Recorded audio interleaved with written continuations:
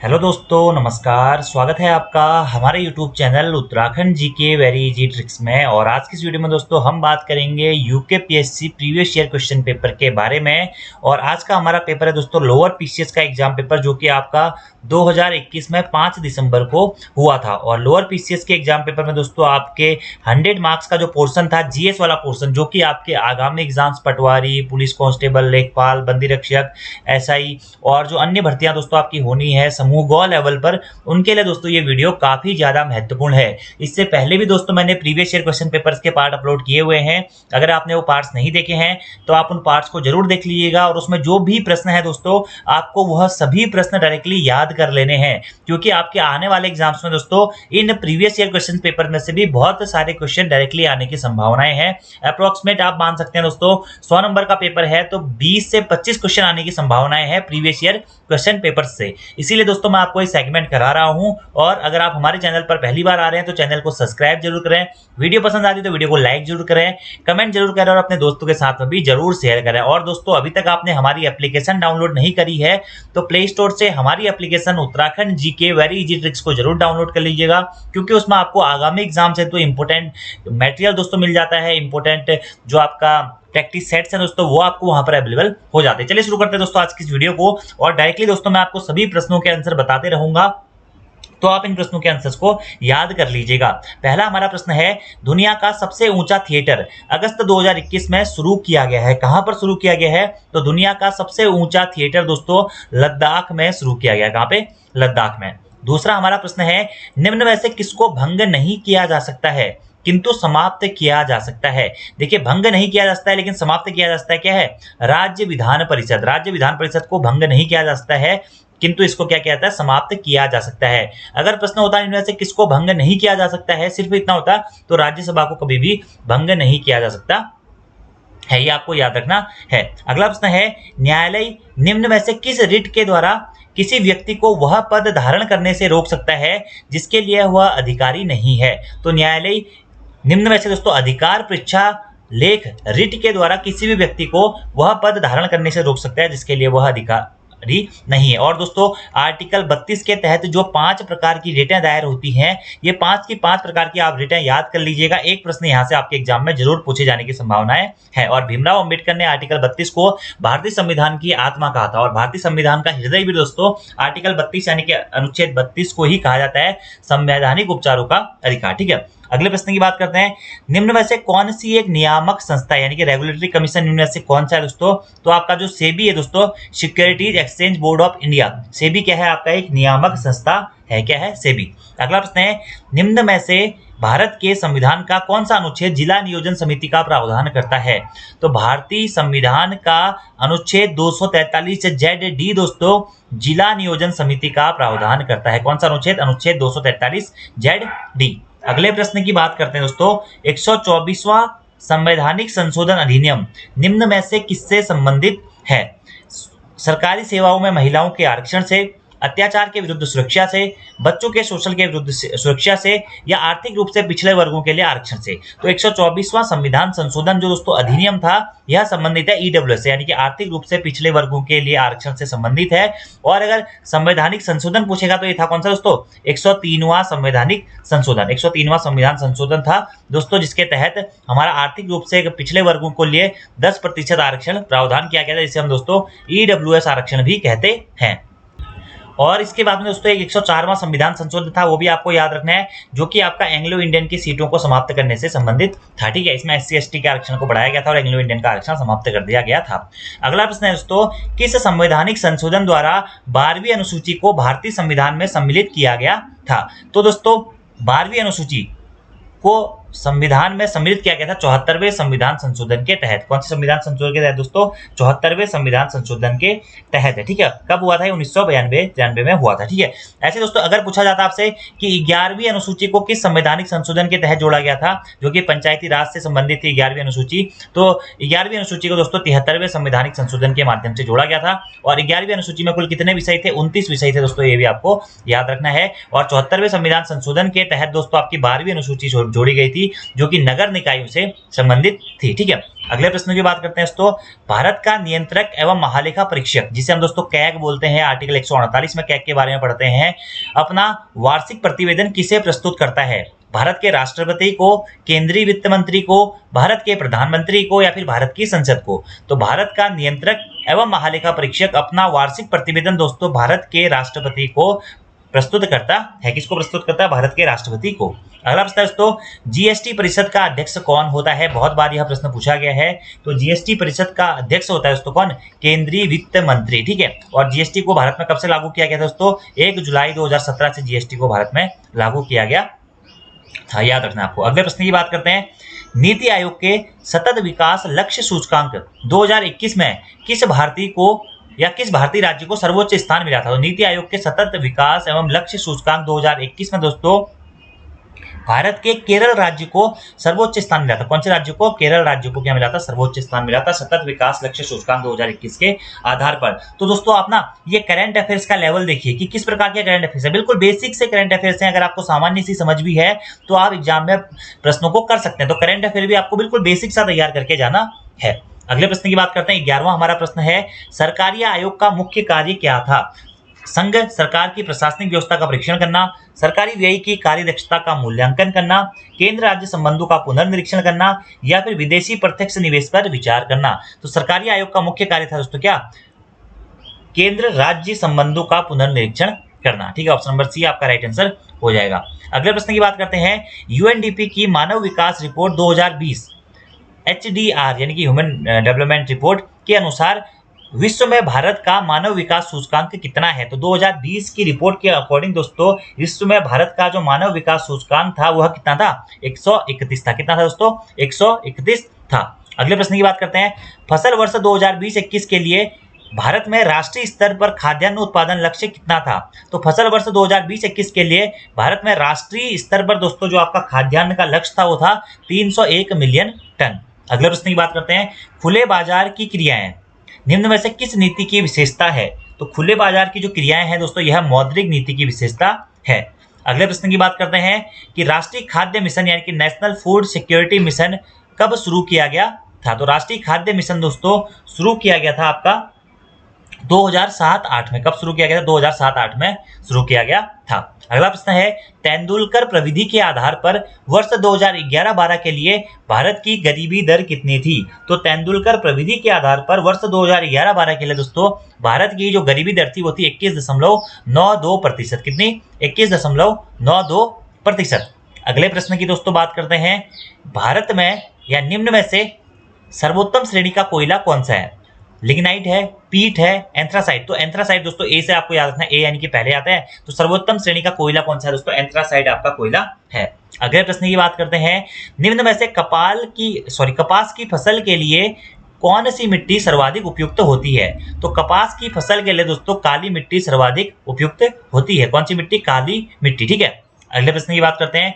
जनगणना 2011 के अनुसार भारत की साक्षरता दर कितनी थी? तो जनगणना 2011 के अनुसार दोस्तों भारत की जो साक्षरता दर थी वो थी 74.04%। ठीक है, भारत की साक्षरता दर। और उत्तराखंड की साक्षरता दर कितनी थी? 78.82% थी। अगला प्रश्न है दोस्तों, मुख्य केंद्रीय क्षेप जिसे दोस्तों हम MCT यानी कि मेन सेंट्रल थ्रस्ट भी बोलते हैं, यह किसको किसको पृथक करता है? तो MCT दोस्तों आपका वृहत हिमालय को लघु या फिर मध्य हिमालय से पृथक करने का काम करता है MCT। ठीक है, एक होता है दोस्तों MBT मेन बाउंड्री थ्रस्ट, जो कि दोस्तों आपका लघु हिमालय को या आप कह सकते हैं मध्य हिमालय को शिवालिक हिमालय से अलग करने का काम करता है। ठीक है, तो ये दोस्तों कुछ बेसिक से प्रश्न है, ये आपको याद रखना है। एक ऐसे होता है HFF हिमालयन फ्रंटेड फॉल्ट, जो कि शिवालिक हिमालय को गंगा के मैदानी क्षेत्रों से अलग करता है। तो जो हिमालय का विभाजन है दोस्तों ये भी आपको याद रखना है। अगले प्रश्न की बात करते हैं दोस्तों, निम्न में से कौन सी संवैधानिक संस्था है? संवैधानिक संस्था इसमें से कौन सी है दोस्तों? तो आपको बताइए, जो भारत का निर्वाचन आयोग है आर्टिकल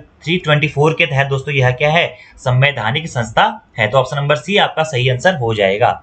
अगले प्रश्न की दोस्तों बात करते हैं। किस नदी के मुहाने पर एलियाबेट द्वीप स्थित है? गोदावरी के, कावेरी के, नर्मदा के या फिर ताप्ती के? तो जो एलियाबेट द्वीप है दोस्तों यह नर्मदा नदी के किनारे स्थित है। किस नदी के तट पर स्थित है? नर्मदा नदी के तट पर या मुहाने पर यह स्थित है। अगले प्रश्न की बात करते हैं। जनगणना 2011 के अनुसार भारत में प्रति हजार पुरुषों में महिलाओं की संख्या कितनी है? यानी कि लिंगानुपात, भारत के लिंगानुपात की बात की गई है।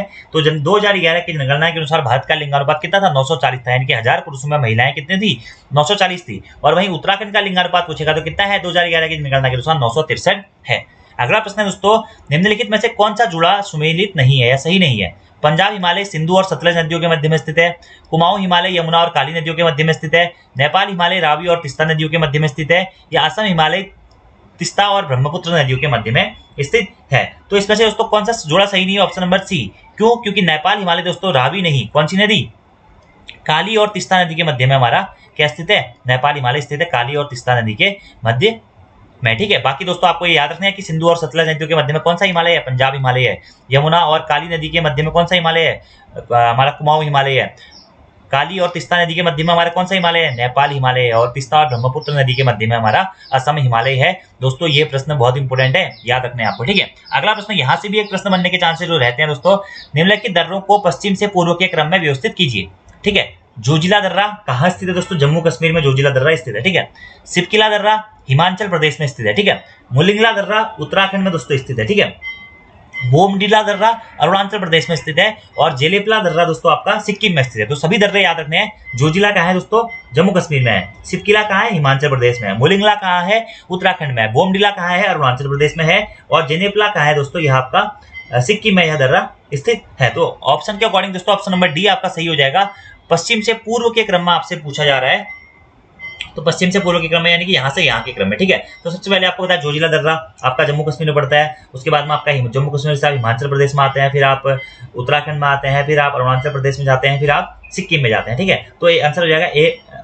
नहीं, फिर उत्तराखंड के बाद में आप सिक्किम में जाएंगे, सिक्किम के बाद में आप फिर अरुणाचल प्रदेश जाएंगे। तो ऑप्शन नंबर डी आपका सही हो जाएगा। 1 2 3 5 4। अगले प्रश्न की बात करते हैं दोस्तों।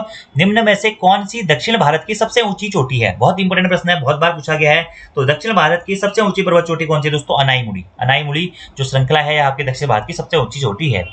अगले प्रश्न की बात करते हैं दोस्तों। उत्तराखंड राज्य की सबसे ऊंची पर्वत चोटी कौन सी है? तो उत्तराखंड राज्य की सबसे ऊंची पर्वत चोटी है दोस्तों नंदा देवी पर्वत श्रृंखला। 7817 मीटर इसकी ऊंचाई है और यह चमोली जनपद में स्थित है। अगले प्रश्न की बात करते हैं। उत्तराखंड राज्य में निम्न में से किस जिले का भौगोलिक क्षेत्रफल सबसे अधिक है? आप देखिए ऑप्शन देखिए दोस्तों, पिथौरागढ़, उत्तरकाशी, पौड़ी गढ़वाल या फिर टिहरी गढ़वाल। तो उत्तराखंड के किस जिले का भौगोलिक क्षेत्रफल सबसे अधिक है? तो ऑप्शन के अकॉर्डिंग दोस्तों उत्तरकाशी जनपद का भौगोलिक क्षेत्रफल सबसे अधिक है। अगर ऑप्शन में चमोली होता दोस्तों तो आपको चमोली सही करना था, क्योंकि चमोली का क्षेत्रफल है 8030 किलोमीटर स्क्वायर, जबकि उत्तरकाशी का क्षेत्रफल है 8016 किलोमीटर स्क्वायर। और यह प्रश्न दोस्तों ना 3 से 4 बार देखना, इसी एग्जाम पेपर में पूछा गया है, तो बहुत इंपॉर्टेंट प्रश्न है। और उत्तराखंड का क्षेत्रफल आपको बताइए 53,483 किलोमीटर स्क्वायर है। अगला प्रश्न है। अलकनंदा की कौन सी सहायक नदी कर्णप्रयाग में मिलती है? तो पिंडर दोस्तों कर्णप्रयाग में मिलती है अलकनंदा से। ठीक है, पिंडर को कर्णगंगा भी कहा जाता है और कर्णप्रयाग अलकनंदा और पिंडर नदी के संगम स्थल पर स्थित है।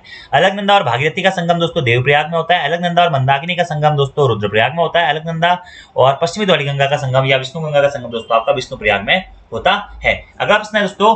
हिमालयन फ्रंटियर थ्रस्ट, HFT बोलते हैं इसे, HFF भी बोलते हैं, हिमालयन फ्रंटेड फॉल्ट भी बोलते हैं। यह किस किस हिमालय के मध्य में स्थित है? तो थोड़ी देर पहले मैंने दोस्तों आपको बताया था कि शिवालिक हिमालय और मध्य हिमालय के मध्य में दोस्तों आपका जो आपका HFF है। ठीक है, हाँ HFF जो आपका है दोस्तों यह शिवालिक हिमालय और गंगा के मैदानी क्षेत्रों के मध्य में स्थित है। ठीक है, एक होता है MCT, मैंने आपको बता दिया था MCT बृहत हिमालय और मध्य हिमालय के बीच में, फिर आता है MBT जो कि मध्य हिमालय और शिवालिक हिमालय के बीच में होता है, और यह है दोस्तों HFT। ठीक है, जो कि गंगा के मैदानी क्षेत्र और शिवालिक हिमालय के मध्य में स्थित है। ठीक है, अगला प्रश्न है दोस्तों।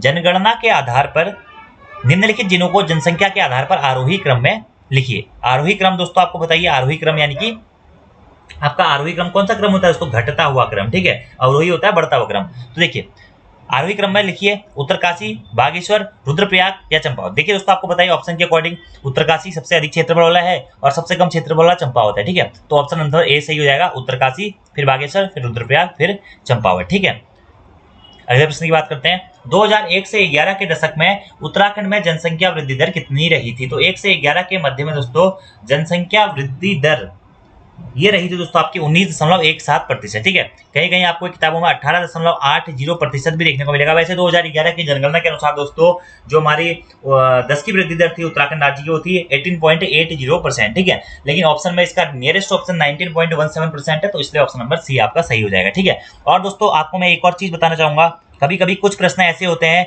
जिसमें आपने जो आंसर पढ़ा होगा वो ऑप्शन नहीं होगा, तो आपको क्या करना है कि उसका जो नियरेस्ट ऑप्शन होता है वो ऑप्शन के नियरेस्ट वाला ऑप्शन आपको वहां पर सही करना होता है। ठीक है, तो इसलिए वैसे प्रश्नों को छोड़ के ना आए यार कि इसमें आंसर ही सही नहीं रखा है, तो उसमें जो नियरेस्ट आंसर आपको लग रहा है आप उसको लगा के आ सकते हैं, इसमें कोई डाउट वाली बात नहीं होती है। तो नियरेस्ट आंसर को सही होने की पॉसिबिलिटी आपकी बढ़ जाती है।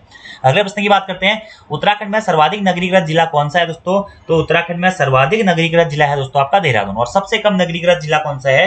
वो है बागेश्वर। अगले प्रश्न की बात करते हैं, माता टीला बहुउद्देशीय परियोजना निम्न में से किस नदी पर स्थित है? तो माता टीला बहुउद्देशीय परियोजना दोस्तों आपकी बेतवा नदी पर स्थित है, और यह माता टीला बहुउद्देशीय परियोजना दोस्तों आपका मध्य प्रदेश में स्थित है।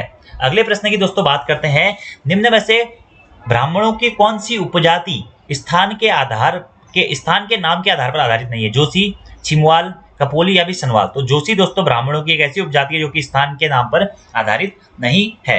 अगले प्रश्न की बात करते हैं, निम्नलिखित में से कौन सी जनजाति उत्तराखंड से संबंधित नहीं है? देखिए जौनसारी भी है, थारू भी है, बुक्सा भी है, तो कौन सी नहीं है? बैगा जनजाति दोस्तों उत्तराखंड से संबंधित नहीं है। अगला प्रश्न दोस्तों अच्छा प्रश्न है, उत्तराखंड के जनमानस पर सर्वाधिक व्यापक प्रभाव किस संप्रदाय का पड़ा है?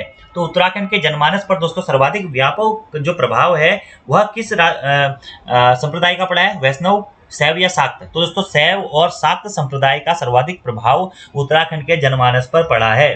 ठीक है, किसका? शैव और शाक्त संप्रदाय का। ठीक है, अगला प्रश्न है, निम्नलिखित में से कौन सी एक लोक गाथा नहीं है? देखिए दोस्तों हारून लोक गाथा है, जागर भी लोक गाथा है, रमोला भी लोक गाथा है, तो कौन सी नहीं है? लाड़ी साहब की एक लोक गाथा नहीं है। अगला प्रश्न है, निम्न में से किस जनपद में हिल यात्रा लोक नाट्य का आयोजन किया जाता है? तो हिल यात्रा का आयोजन दोस्तों पिथौरागढ़ में किया जाता है, आप सभी लोगों को पता है।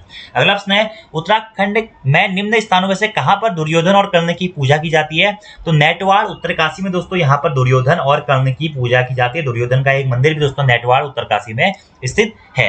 अगला प्रश्न है, निम्नलिखित में से किस जाति की गणना हिमालय की प्रागैतिहासिक जातियों में नहीं की जाती है? गंधर्व, यक्ष, किन्नर या फिर शक?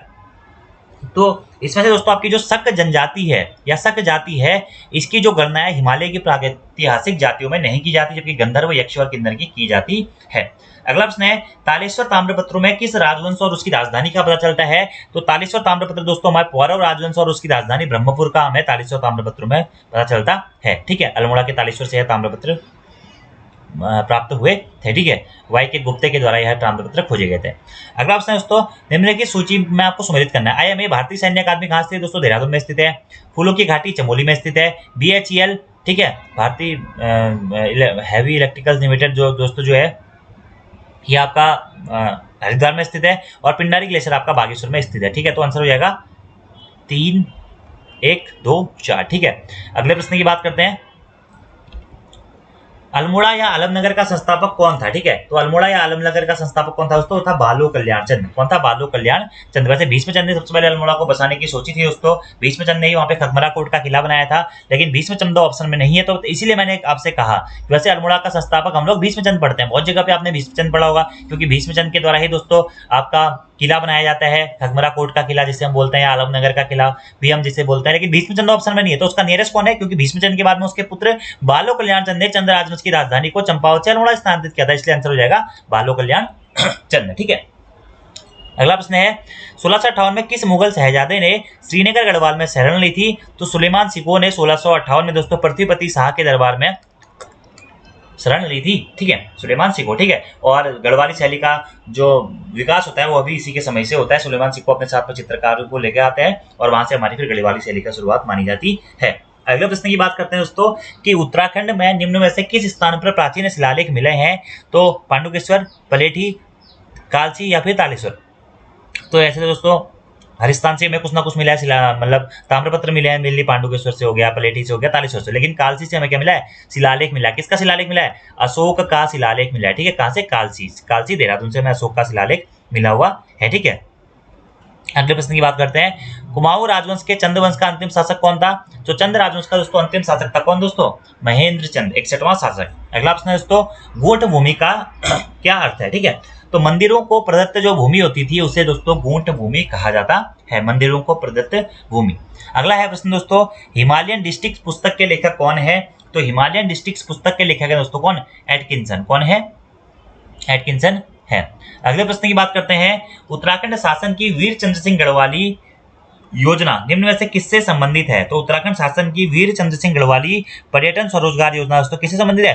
पर्यटन से यह संबंधित है। इसका नाम ही पूरा यही है कि वीर चंद्र सिंह गढ़वाली पर्यटन स्वरोजगार योजना। ठीक है, अगले प्रश्न की बात करते हैं, उत्तराखंड आर्थिक सर्वेक्षण 2018-19 के अनुसार उत्तराखंड के किस जनपद की प्रति व्यक्ति आय 2016-17 में सर्वाधिक रही थी? ठीक है, तो जो आर्थिक सर्वेक्षण की रिपोर्ट थी 2018-19 में, उसके अकॉर्डिंग दोस्तों जो उत्तराखंड का हरिद्वार जनपद है उसकी प्रति व्यक्ति आय 2016-17 में सर्वाधिक रही थी। किसकी? हरिद्वार जनपद की। ठीक है, अगले प्रश्न की दोस्तों बात करते हैं कि निम्नलिखित में कौन सा युग्म सही सुमेलित नहीं है? ठीक है, खिरसू पौड़ी गढ़वाल में, औली चमोली में, कौसानी पिथौरागढ़ में, शीतला के दलमड़ा। देखिए खिरसू पौड़ी गढ़वाल में बिल्कुल सही है, औली चमोली में स्थित है बिल्कुल सही है, शीतला के दलमड़ा में स्थित है बिल्कुल सही। तो कौन सा सुमेलित नहीं है? ऑप्शन नंबर सी सुमेलित नहीं है। क्यों दोस्तों? क्योंकि कौसानी पिथौरागढ़ में स्थित नहीं है, कौसानी हमारा बागेश्वर जनपद में स्थित है और गांधी जी ने कौसानी को भारत का स्विट्जरलैंड भी कहा था। अगले प्रश्न की बात करते हैं दोस्तों कि भौगोलिक क्षेत्रफल की दृष्टि से उत्तराखंड राज्य भारतीय राज्यों में किस स्थान पर है? देखिए उत्तराखंड का क्षेत्रफल आपको पता है दोस्तों कि 53,483 किलोमीटर स्क्वायर है। ठीक है,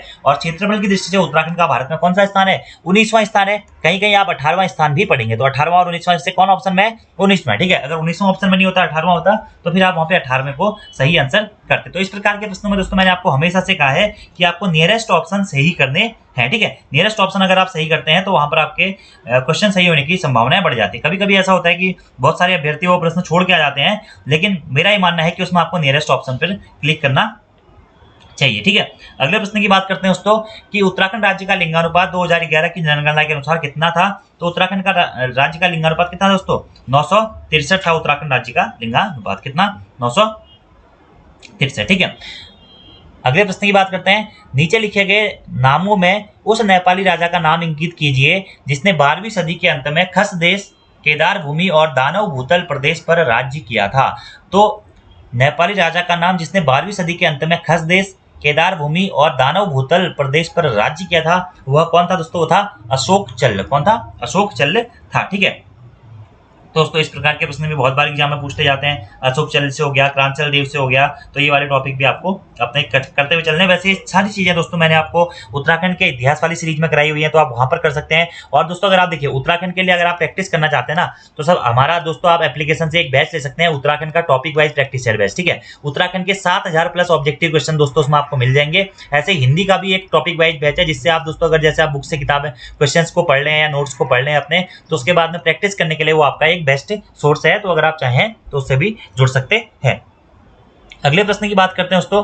अगला हमारा प्रश्न है कि चिपको आंदोलन कहां से शुरू हुआ था? तो 1972 से वैसे इसकी शुरुआत मानी जाती है। 1974 में मेनली यह चिपको आंदोलन हुआ था। ठीक है, गौरा देवी चिपको आंदोलन की प्रणेता कहा जाती है और यह चमोली से दोस्तों शुरू हुआ था। ठीक है, चमोली में रैणी के जंगलों से या रैणी जंगल से हमारी इसकी शुरुआत मानी जाती है, ऋषि गंगा घाटी से। ठीक है, अगला प्रश्न है उत्तराखंड में सर्वाधिक व न्यूनतम जनसंख्या 2000 वाले जनपद कौन से? ठीक है, तो सर्वाधिक जनसंख्या कहाँ की है? हरिद्वार की है। और सबसे कम जनसंख्या कहाँ की दोस्तों? रुद्रप्रयाग की है। तो सर्वाधिक जनसंख्या वाला जनपद हरिद्वार और सबसे कम जनसंख्या वाला जनपद दोस्तों रुद्रप्रयाग है। अगला प्रश्न है भारत के प्रथम कृषि विश्वविद्यालय की स्थापना पंतनगर में कब हुई थी? तो 17 नवंबर 1960 के दोस्तों भारत के प्रथम कृषि विश्वविद्यालय की स्थापना पंतनगर में हुई थी। ठीक है, गोविंद वल्लभ पंत जी के द्वारा इस विश्वविद्यालय की स्थापना की गई थी, ऐसा माना जाता है। अगले प्रश्न की दोस्तों बात करते हैं कि उत्तराखंड राज्य के अस्तित्व में आने के बाद प्रथम बार राष्ट्रपति शासन कब लगाया गया था? तो यह प्रश्न दोस्तों बहुत महत्वपूर्ण है अपने आप में कि प्रथम बार राष्ट्रपति शासन दोस्तों 27 मार्च 2016 को प्रथम बार राष्ट्रपति शासन लगाया गया था। हरीश रावत की दोस्तों इस टाइम पे सरकार थी। 27 मार्च से लेकर 12 मई तक यह राष्ट्रपति शासन लगा था। ठीक है, अगले हमारे प्रश्न की बात करते हैं कि निम्न में से ब्रिटिश कुमाऊं के किस कमिश्नर ने पुलिस व्यवस्था के स्थान पर सामान्य प्रशासन के लिए पटवारी व्यवस्था लागू कर दी? ठीक है, तो ब्रिटिश कुमाऊं के कमिश्नर श्री ट्रेल ने, आपको बताइए कि सबसे पहले ट्रेल ने 1819 में पटवारी के पदों का सृजन किया था। ठीक है, तो ट्रेल के द्वारा ही दोस्तों 1819 में पुलिस व्यवस्था के स्थान पर सामान्य प्रशासन के लिए पटवारी व्यवस्था को लागू किया गया था। लेकिन इसने कुछ काफी कम क्षेत्र में किया था, इस कारण इसे जनक नाम से सिर्फ जाना जाता है। वहीं अगर पूछा जाता है कि राजस्व पुलिस का जन्मदाता कौन था, तो वो था हेनरी रैमजे। 1874 में उसने संपूर्ण उत्तराखंड का जो भूभाग था वहां पर राजस्व पुलिस व्यवस्था को लागू कर दिया था। ठीक है, अगला प्रश्न है, उत्तराखंड की विधानसभा में अनुसूचित जाति के प्रत्याशियों के लिए कितने स्थान आरक्षित रखे गए हैं? तो उत्तराखंड की विधानसभा में कुल सीटों की संख्या दोस्तों 70, जिसमें से 13 सीटें एससी यानी कि अनुसूचित जाति हेतु आरक्षित रखी गई हैं और 2 सीटें यानी कि एसटी अनुसूचित जनजाति हेतु आरक्षित कर दी गई हैं। ठीक है, तो अनुसूचित जाति पूछा गया तो जाति हेतु 13 सीटें आरक्षित की गई हैं। अगर प्रश्न पूछा था कि कितनी कुल सीटें आरक्षित की गई हैं, तो 15 सीटें आरक्षित हैं दोस्तों, 13 एससी के लिए, 2 एसटी के लिए। अगला प्रश्न है, ब्रिटिश गढ़वाल का 1840 में मुख्यालय कहाँ था? ठीक है, तो ब्रिटिश गढ़वाल का मुख्यालय दोस्तों 1840 में कहाँ बन गया था? पौड़ी गढ़वाल, सॉरी ब्रिटिश गढ़वाल, हाँ 1840 में इसका मुख्यालय कहाँ पे? पौड़ी गढ़वाल में बन गया था। ठीक है, पौड़ी गढ़वाल जनपद की स्थापना होती है 1839 में और उसके 1839 में ही पौड़ी गढ़वाल जनपद की स्थापना के बाद में दोस्तों जो ब्रिटिश गढ़वाल था इसका मुख्यालय श्रीनगर से पौड़ी स्थानांतरित कर दिया गया था। कब? 1840 में। यह प्रश्न भी बहुत बार एग्जाम में पूछा गया है। अगले प्रश्न की दोस्तों बात करते हैं, उत्तराखंड में पंचायतों की वित्तीय स्थिति का पुनर्विलोकन करने के लिए राज्य वित्त आयोग का गठन कौन करता है? तो उत्तराखंड में दोस्तों पंचायतों की वित्तीय स्थिति का पुनर्विलोकन करने के लिए राज्य वित्त का आयोग का गठन दोस्तों कौन करता है? राज्यपाल के द्वारा राज्य वित्त आयोग का गठन किया जाता है। अगले प्रश्न की बात करते हैं, अटल न्यू इंडिया चैलेंज किस वर्ष प्रारंभ किया गया था? अच्छा प्रश्न है, बहुत बार एग्जाम में पूछा भी गया है। तो 2018-19 में दोस्तों अटल न्यू इंडिया चैलेंज को प्रारंभ किया गया था। अगला प्रश्न है, ग्रामीण एवं कृषि विकास समिति की स्थापना कहाँ की गई थी? तो उत्तराखंड में दोस्तों ग्रामीण एवं कृषि विकास समिति की स्थापना हल्द्वानी में की गई थी। कहाँ पे? हल्द्वानी में। अगले प्रश्न की बात करते हैं, नैनीताल में राजभवन की स्थापना किस वर्ष की गई थी? तो 1897 में दोस्तों नैनीताल में राजभवन की स्थापना की गई थी। 23 अप्रैल 1897 की या 27 अप्रैल 1897 को यहाँ पर राजभवन की स्थापना की गई थी। और यह राजभवन बन के कब तैयार हुआ था? 1900 में बनकर दोस्तों यह राजभवन तैयार हुआ था और सर एंटोनी मैकडोनल्ड के द्वारा यह राजभवन इसका निर्माणकर्ता के रूप में जाना जाता है और स्टीवेंस इसके क्या थे? वास्तुकार थे। अगला प्रश्न है दोस्तों, कुमाऊं मंडल विकास निगम लिमिटेड और गढ़वाल मंडल विकास निगम लिमिटेड की स्थापना किस वर्ष की गई थी? तो 31 मार्च 1976 को दोस्तों कुमाऊं मंडल विकास निगम लिमिटेड और गढ़वाल मंडल विकास निगम लिमिटेड की स्थापना की गई थी। कब? 31 मार्च 1976 को। अगले प्रश्न की बात करते हैं, 2011 की जनगणना के अनुसार उत्तराखंड राज्य की कुल जनसंख्या में अनुसूचित जाति का प्रतिशत कितना था? तो 2011 की जनगणना के अनुसार दोस्तों टोटल जाति और जनजाति का मिला के 21 पॉइंट कुछ परसेंटेज था, जिसमें से 18.76% क्या था दोस्तों? अनुसूचित जाति यानी कि एससी का था। ठीक है, और एसटी का था 2.44% के आसपास। अगले प्रश्न की बात करते हैं, स्टॉकहोम में प्रथम बार पर्यावरण पर संगोष्ठी किस वर्ष प्रस्तावित की गई थी? ठीक है, तो स्टॉकहोम में प्रथम बार पर्यावरण पर संगोष्ठी दोस्तों प्रस्तावित की गई थी 1972 में। ठीक है, अब देखिए दोस्तों फर्स्ट आंसर की में इसका आंसर 1968 था। ठीक है, शायद फिर सेकंड आंसर की में इसका आंसर 1972 हो गया था, तो एक बार आप इसको क्रॉस चेक कर लीजिएगा, 1972। ठीक है, अगला प्रश्न है, उत्तराखंड राज्य में वनों के अंतर्गत कितना क्षेत्रफल है? तो यह दोस्तों टोटली गलत था। वनों के अंतर्गत अगर क्षेत्रफल की बात करें तो 24,300 कुछ किलोमीटर है, 5 या 7 के आसपास में है। फिर अभी लेटेस्ट रिपोर्ट के अकॉर्डिंग वह चेंज हो चुका है, तो इसके अकॉर्डिंग ऑप्शन में 34,000 या इसके आसपास में कोई वाला ऑप्शन भी सुमेलित नहीं था। यह क्वेश्चन शायद आपका डिलीट हो गया था बाद में। ठीक है, तो आप याद रख सकते हैं 24,300 5 या 7 के आसपास में है। ठीक है, अभी वर्तमान में वनों का क्षेत्रफल। ठीक है, जो कि 45.45% भाग पर उत्तराखंड में क्या है? वन है। अगला प्रश्न है, झिरोली बागेश्वर और चंडाक पिथौरागढ़ में कौन सा खनिज मुख्य रूप से पाया जाता है? तो झिरोली बागेश्वर और चंडाक पिथौरागढ़ में मुख्य रूप से दोस्तों मैग्नेसाइट खनिज पाया जाता है। अगला प्रश्न है, सगंध पादप केंद्र CAP उत्तराखंड में किस स्थान पर स्थित है? तो सेलाकुई में दोस्तों स्थित है सगंध पादप केंद्र CAP। अगला प्रश्न है, जनगणना 2011 के अनुसार उत्तराखंड के किस जनपद में महिला साक्षरता न्यूनतम थी? तो साक्षरता दोस्तों पुरुष, देखिए साक्षरता के अकॉर्डिंग सर्वाधिक साक्षर जनपद कौन सा? आपका देहरादून है। ठीक है, और सबसे कम साक्षर जनपद कौन सा दोस्तों? वो है आपका उधम सिंह नगर जनपद। ठीक है, अब यहाँ पे महिला साक्षरता की बात की गई है, तो महिला साक्षरता में सर्वाधिक साक्षरता कहाँ की है दोस्तों? वह है देहरादून की। और यहाँ पर आपसे पूछा गया है न्यूनतम साक्षरता कहाँ की दोस्तों? उत्तरकाशी जनपद की आपकी न्यूनतम साक्षरता है। ठीक है, महिलाओं के अकॉर्डिंग। ठीक है, अगले प्रश्न की बात करते हैं, हिमालय के लिए उत्तराखंड आजीविका सुधार प्रोजेक्ट ULIPH कब प्रतिबंधित किया जाता? नहीं, हिमालय के लिए उत्तराखंड आजीविका सुधार प्रोजेक्ट प्रतिबंधित किया जाता है। किसके द्वारा प्रतिबंधित किया जाता है? उत्तराखंड ग्राम विकास समिति द्वारा, जिला ग्रामीण विकास अधिग्रहण द्वारा, पर्वतीय विकास जन समिति द्वारा, या इनमें से कोई नहीं। तो हिमालय के लिए दोस्तों उत्तराखंड आजीविका सुधार प्रोजेक्ट आपका ULIPH यह उत्तराखंड ग्राम विकास समिति के द्वारा प्रतिबंधित किया जाता है। किसके द्वारा? उत्तराखंड ग्राम विकास समिति के द्वारा यह दोस्तों यह प्रतिबंधित किया जाता है। अगले प्रश्न की दोस्तों हम बात करते हैं कि सूची 1 और सूची 2 को आपको दोस्तों सुमेलित करना है। ठीक है, देखिए अधिकतम क्षेत्रफल वाला जिला उत्तराखंड का कौन सा है? ऑप्शन के अकॉर्डिंग दोस्तों देखिए उत्तरकाशी हो जाएगा, ठीक है। चमोली होता तो चमोली होता। न्यूनतम क्षेत्रफल वाला जिला कौन सा है दोस्तों? चंपावत है। अधिकतम जनसंख्या वाला जिला दोस्तों हरिद्वार है, और न्यूनतम अधिकतम साक्षरता वाला जिला दोस्तों आपका क्या है? देहरादून है। तो ये तो मैंने आपको बता ही दिया था, ठीक है।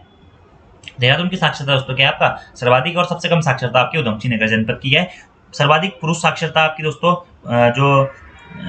पुरुष साक्षरता रुद्रप्रयाग की है, सबसे कम पुरुष साक्षरता आपकी हरिद्वार की है, और सर्वाधिक महिला साक्षरता देहरादून की है, और सबसे कम महिला साक्षरता उत्तरकाशी की है। अगले प्रश्न की बात कर, आंसर दोस्तों हो जाएगा इसका 3 4 2 1, ठीक है। ऑप्शन नंबर सी आपका इसका आंसर हो जाएगा। अगले प्रश्न की बात करते हैं, निम्नलिखित में से कौन सी मद उत्तराखंड राज्य घरेलू या सकल घरेलू उत्पाद के आंकलन में 2019-20 के दौरान प्राथमिक क्षेत्र में सम्मिलित नहीं है? तो इसका जो दोस्तों आपका आंसर था वो था इनमें से कोई नहीं, ठीक है।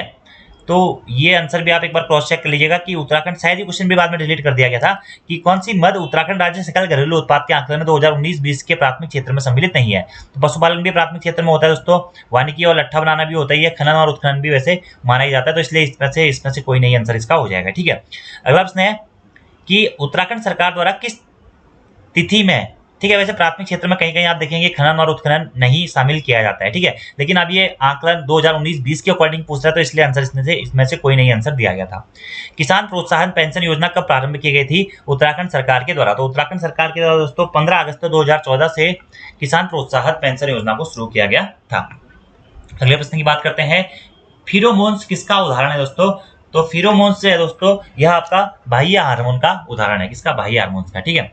अगला है, आइसोटोनिक घोलों के में समान होते हैं उनके क्या? परासरण दाब समान होते हैं। अगला प्रश्न है, निम्न में से किसके कारण आसमान नीला दिखाई पड़ता है? तो प्रकाश के प्रकीर्णन के कारण दोस्तों आपका आसमान क्या होता है? नीला दिखाई देता है। प्रथम ट्रांसजेनिक जंतु का नाम क्या है? तो प्रथम ट्रांसजेनिक जंतु थी दोस्तों आपको क्या? डॉली। अगला प्रश्न है, निम्नलिखित में से कौन एक वाष्पशील कार्बनिक यौगिक नहीं है? तो HCl दोस्तों हाइड्रोक्लोरिक एसिड आपका, हाइड्रोक्लोरिक अम्ल आपका वाष्पशील कार्बनिक यौगिक नहीं है, जबकि एसिटाल्डिहाइड भी है, फॉर्मेल्डिहाइड भी और डाइक्लोरोमीथेन भी है। अगला प्रश्न है, निम्न में से कौन एक ऑपरेटिंग सिस्टम नहीं है? तो इसमें से दोस्तों जावा आपकी क्या है? ऑपरेटिंग सिस्टम नहीं है, जावा आपकी एक लैंग्वेज है, जबकि यूनिक्स, लिनक्स एंड विंडोज आपका विंडो 11 आपका क्या है? ऑपरेटिंग सिस्टम्स हैं। अगले प्रश्न की बात करते हैं, डायोड का उपयोग केक में किया जाता है दोस्तों? तो एसी को डीसी में चेंज करने में मुख्यतः डायोड का प्रयोग किया जाता है, तो प्रत्यावर्ती धारा को या एक दिश धारा या दिश धारा में बदलने के लिए, ठीक है। अगला प्रश्न है, निम्नलिखित में से कौन सल्फर डाइऑक्साइड प्रदूषक का सर्वोत्तम सूचक है? ठीक है, तो सल्फर डाइऑक्साइड प्रदूषण का सर्वोत्तम सूचक दोस्तों आपका क्या है? लाइकेंस यानी कि शैवाल। अगला प्रश्न है, यूरिक अम्ल नामक नत्रजनीय अपशिष्ट कौन उत्सर्जित करता है? तो यूरिक अम्ल नामक दोस्तों जो नत्रजनीय अपशिष्ट है, यह पक्षी और छिपकली दोनों के द्वारा उत्सर्जित किए जाते हैं। अगला प्रश्न है, प्रसिद्ध समाचार पत्र इंडियन ओपिनियन किसके द्वारा प्रारंभ किया गया था? तो इंडियन ओपिनियन समाचार पत्र को दोस्तों मोहनदास करमचंद गांधी यानी कि गांधी जी के द्वारा प्रारंभ किया गया था। अगला प्रश्न है, किसान की वर्धा योजना किसके द्वारा प्रस्तावित की गई थी? तो किसान की वर्धा योजना भी दोस्तों महात्मा गांधी जी के द्वारा प्रस्तावित की गई थी। अगला प्रश्न है, एक अनावृत बीजी की पत्ती में 16 गुणसूत्र हैं, इसके भ्रूणपोष में कितने गुणसूत्र होंगे? तो अगर पत्ती में 16 गुणसूत्र है दोस्तों, तो इसके भ्रूणपोष में दोस्तों आपके 8 गुणसूत्र होंगे। कितने? 8। अगले प्रश्न की दोस्तों बात करते हैं, एओ ह्यूम का वह जीवनी लेखक कौन था जो बाद में इंडियन नेशनल कांग्रेस का अध्यक्ष भी बना था? तो विलियम वेंडरबर्न दोस्तों एओ ह्यूम की जीवनी का लेखक था, जो बाद में इंडियन नेशनल कांग्रेस का अध्यक्ष भी बना था। तीन कठिया अनुबंध किस आंदोलन से संबंधित था? ठीक है, तो तीन कठिया जो अनुबंध है दोस्तों, यह चंपारण सत्याग्रह से संबंधित था, गांधी जी के द्वारा इसके सत्याग्रह चलाया गया था। ठीक है, 16वें प्रवासी दिवस की थीम क्या थी? तो दोस्तों जो आपका भारतीय प्रवासी दिवस है, यह आपका 9 जनवरी को मनाया जाता है। ठीक है, और प्रश्न पूछा गया कि 16वें प्रवासी दिवस की थीम क्या थी? तो ये थी आत्मनिर्भर भारत में योगदान। ये 16वें प्रवासी दिवस की थीम थी। ठीक है, जो कि आपका 2022 में हुआ था। ठीक है, अगला प्रश्न है, वर्ष 2020 या सन 2020 में हिंदी कविता के लिए साहित्य अकादमी पुरस्कार के प्राप्तकर्ता कौन है? तो सन 2020 के लिए दोस्तों हिंदी कविता के लिए साहित्य अकादमी पुरस्कार दिया गया था। किसको? अनामिका को। इसको अनामिका को। अगला प्रश्न है, वर्तमान में दिल्ली के उपराज्यपाल कौन है दोस्तों? तो वर्तमान में दिल्ली के उपराज्यपाल है विनय कुमार। ठीक है, विनय कुमार। और दोस्तों जो हमारे केंद्र शासित प्रदेश है ना, दिल्ली हो गया, जैसे पांडिचेरी हो गया, तो यहाँ के आपको जो भी एडमिनिस्ट्रेटिव में बैठे हुए लोग हैं उनके आपको नाम याद है। जैसे एक बार शायद लद्दाख के राज्यपाल, उपराज्यपाल या राज्यपाल के बारे में पूछ लिया गया था, तो इस प्रकार के प्रश्न एग्जाम में पूछे जाते हैं। दिल्ली के वर्तमान उपराज्यपाल कौन है? अभी हैं विनय कुमार जी, ठीक है। जब ये क्वेश्चन पूछा गया था उस टाइम पे अनिल बैजल जी थे, लेकिन वर्तमान में अनिल विनय कुमार जी है, ठीक है। अगला प्रश्न है, वर्ष 2020-21 के लिए फिक्की का नया अध्यक्ष किसे बनाया गया है? तो 2020-21 के लिए दोस्तों फिक्की का नया अध्यक्ष बनाया गया था उदय शंकर जी को, ठीक है। वर्तमान में भी यही क्या है, फिक्की के अध्यक्ष है कौन? उदय शंकर जी, ठीक है। अगले प्रश्न की बात करते हैं दोस्तों, निम्नलिखित में से कौन से खिलाड़ी ने टोक्यो पैरालंपिक्स में एथलेटिक्स में स्वर्ण पदक जीता था? तो एथलेटिक्स में स्वर्ण पदक जीता था दोस्तों किसने? सुमित अंतिल ने। अगला प्रश्न है, 108वें भारतीय विज्ञान कांग्रेस का आयोजन 2022 में कहाँ किया गया था? तो 108वें भारतीय विज्ञान कांग्रेस का आयोजन 2022 में दोस्तों कहाँ? पुणे में आयोजित किया गया था। यह सारे दोस्तों करंट अफेयर के क्वेश्चन है। अगला प्रश्न है, नोबेल शांति पुरस्कार 2021 के विजेता किस देश से संबंधित है? तो नोबेल शांति पुरस्कार 2021 के विजेता दोस्तों संबंधित है कहां से? फिलीपींस और रूस से। अगला आपका प्रश्न है, अंतर्राष्ट्रीय बालिका दिवस मनाने के लिए आयोजित एक दिन के लिए उच्चायुक्त प्रतियोगिता की 5वीं विजेता कौन है? तो अंतर्राष्ट्रीय बालिका दिवस जो कि आपका कब मनाया जाता है? 11 अक्टूबर को मनाया जाता है। राष्ट्रीय बालिका दिवस 24 जनवरी को मनाया जाता है।